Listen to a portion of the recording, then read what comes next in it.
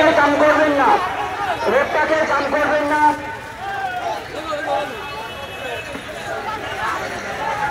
Volunteer ভাইদের বলবে চেয়ারগুলো প্র্যাকটিক্যাল করে দাও।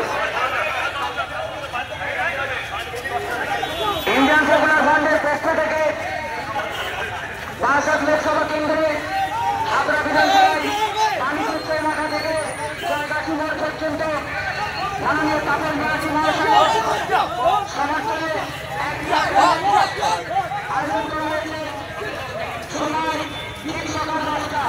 সমস্ত আপনারা যেখানে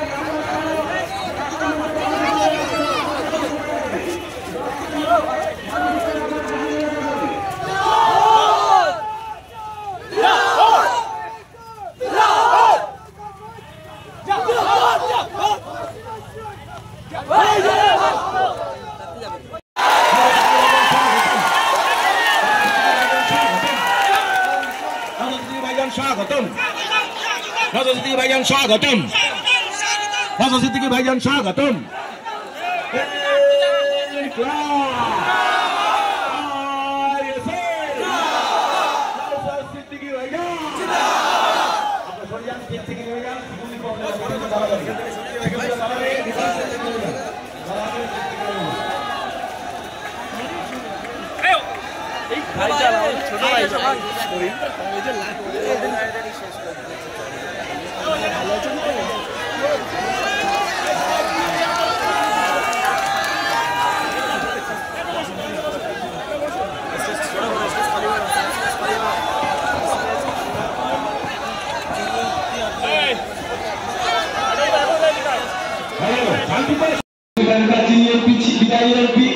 বর্তমান তৃণমূল কংগ্রেসের প্রার্থী ওই কাজ করেননি।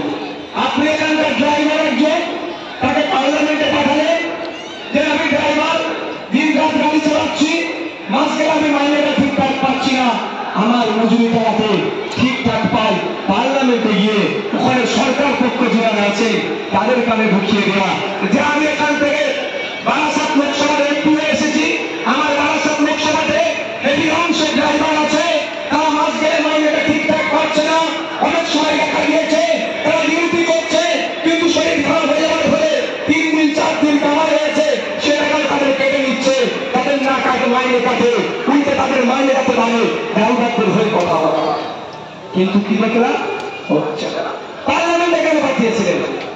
আপনি আপনার পরিবারের ছেলে মেয়েগুলো আছে, পড়াশোনা করছে, পড়াশোনার শেষে যাতে একটা চাকরি পাই, বেকারত্ব যাতে কমে, আপনার ছেলেকে ভবিষ্যতে হিসেবে যেতে হয় সেই জন্য দেওয়ার জন্য পাঠিয়েছিলেন। পার্লামেন্টে কেন পাঠিয়েছিলেন?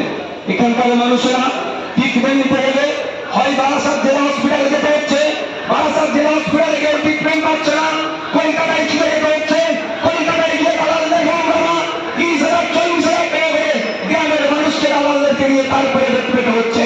তাই আপনাদের ওই পার্লামেন্টে গিয়ে ওই এমপি হওয়া দরকার ছিল, যেখানে আমাদের বসিরহাটে, আমাদের বারাসাতে, আমাদের উত্তর 24 পরগনায় এই সমস্ত হসপিটাল করতে হবে, এই সমস্ত হসপিটাল করে ইতিপূর্বে হয়নি। পশ্চিমবাংলা হিন্দু মুসলমান কাঁধে কাঁধে মিলিয়ে বসতে পারে না? তাপস ব্যানার্জি, নওশাদ সিদ্দিকী, আমরা কি এক জায়গায় থাকতে পারি না? আমরা কি একসাথে লড়াই করতে পারি না? আমরা দীর্ঘকাল একসাথে বসবাস করছি।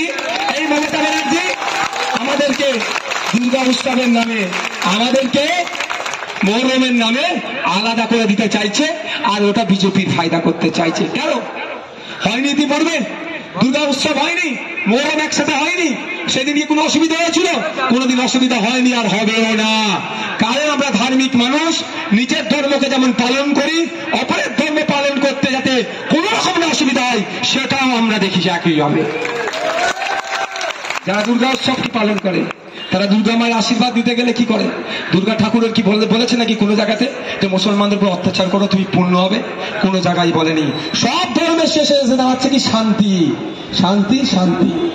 যারা মহরম পালন করছে, হযরত মুহাম্মদ সাল্লাল্লাহু আলাইহি ওয়াসাল্লাম কি শিক্ষা দিয়েছে নাকি মহরম করতে কি অন্য ধর্মের মানুষকে মারবে? কোনোদিন নয়। তাহলে যারা মহরম পালন করছে, যারা দুর্গা উৎসবে বিসর্জনে গিয়েছিল, বরঞ্চ তাদের সম্প্রীতি থাকতো তো, আর ঐক্য থাকতো তো, একসাথে একই মিছিল যাবে, একদিকে আসবে দুর্গা বিসর্জন, অন্যদিকে যাবে মহরম। এটাই তো বাংলা। সেটাই মমতা ব্যানার্জি চায় না, ওটাই ঘেটে ঘ করে দিতে চাইছে। তাই সময় এসেছে এই বিজেপি তৃণমূল, এই বিজেমূলকে বাংলা থেকে আমরা প্রতিহত করব। আমরা একসাথে দুর্গা উৎসব পালন করব, একসাথে আমরা সরস্বতী পুজো পালন করব, একসাথে আমরা মহরম ঈদ পালন করব। কোনোটাকে আমরা বন্ধ হতে দেব না। যে যার গতিতে, যে যার ধর্মীয় উৎসব পালন করবে, আমরা বরঞ্চ একে অপরকে সহযোগিতা করব। কোন রকম অপশক্তি না এই ধরনের আমাদের মধ্যে সম্প্রীতির বাংলাতে, আমাদের মধ্যে ঐক্যের মানুষ মধ্যে আছে, কোন রকম ভাবে না বিভাজন করে। আর মমতা ব্যানার্জি সেটা বিভাজন করার চেষ্টা করছে। তাই আমি আপনাদের